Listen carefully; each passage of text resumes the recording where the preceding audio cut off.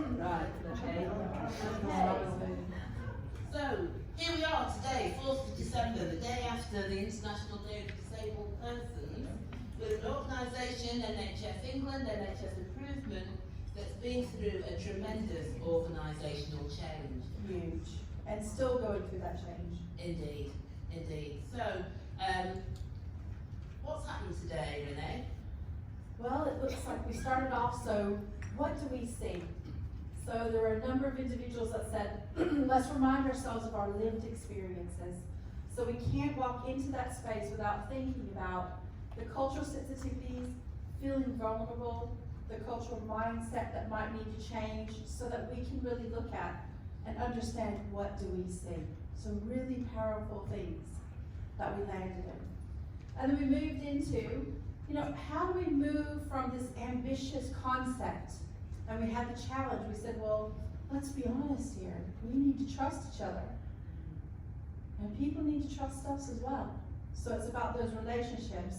But we need to be considerate and we need to ensure that we're celebrating that difference. But also it's not just about difference and recognizing that, it's how do we all, and that's the people that aren't here as well, which was the challenge, think differently. And how do we become more proactive in that? We said, well, the way we do that is by increasing our communication, and we talked about leadership. We're like, what's the leadership practice? And we had a challenge there, and the challenge was, well, we're all leaders, and I think that's what we came to as a collective.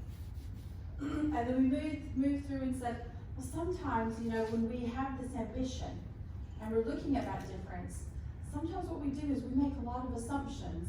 Sometimes people make assumptions about us, and sometimes we make assumptions about them, and sometimes we might even make assumptions about ourselves. And we challenged, we said, well, everyone's dealing with something, and actually how do we shift this? How do we make that paradigm shift? And we said, well, a lot of that is about the inclusivity in our language and our own thoughts, and how do we create that? We said, well, we've got to do that by moving from ambition to action. And we can't do that without having a whole host of different conversations and making sure that we've got engagement all throughout that process.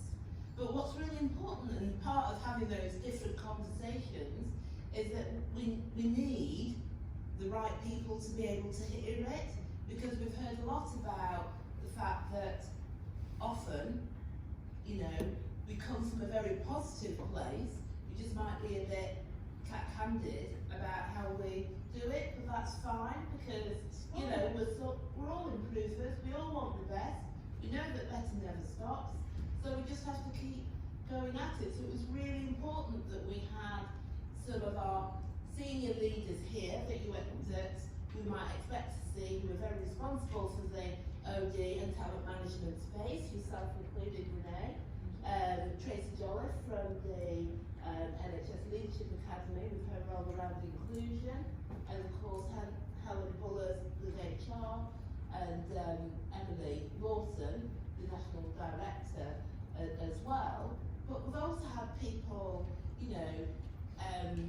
share their commitment to this, although that they can't be here. So Dido did a forward for us in the, on our hub intranet, and in fact, Dido Harding, the chair, has popped in today. She popped in, zoomed in, to one of the workshops this afternoon, just wanting to hear some of those conversations. So I think it's really important that we acknowledge that this is our business and our organisation needs to hear us talk about our business in an authentic and compassionate way so that we have those different conversations in an informed way. I so agree, and I think that that's where we started moving toward, so the awareness and the education piece. So then how do we latch onto that when actually we have a 9-box grid and shortlisting and a whole host of other things that don't support that intervention? So we have to change that. We have to relook at the strategy, because it's not endeavoring to retain the people that we so want to retain. It's working against our agenda. So we said we have to change that. So we moved into what we need to do differently now, which is where we landed in this space. And I think with Laura and with Kate, we spent some time really thinking about emotively, what is it that we can do to help to facilitate this in a different direction? Because if we're honest, we've done a lot in this space, but we've got to lead at a higher level.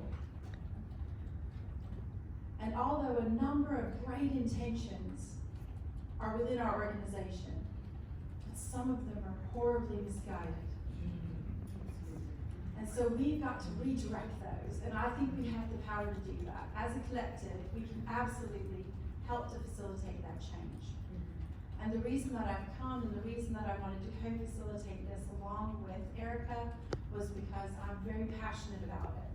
And I'm not passionate about the subject, and I'm not passionate about being here today. I'm passionate about ensuring that we can make something different. And I believe that we can do that. So my emotion to commitment is very strong. And before we move on to thank yous, I'll just leave you with a little story about myself.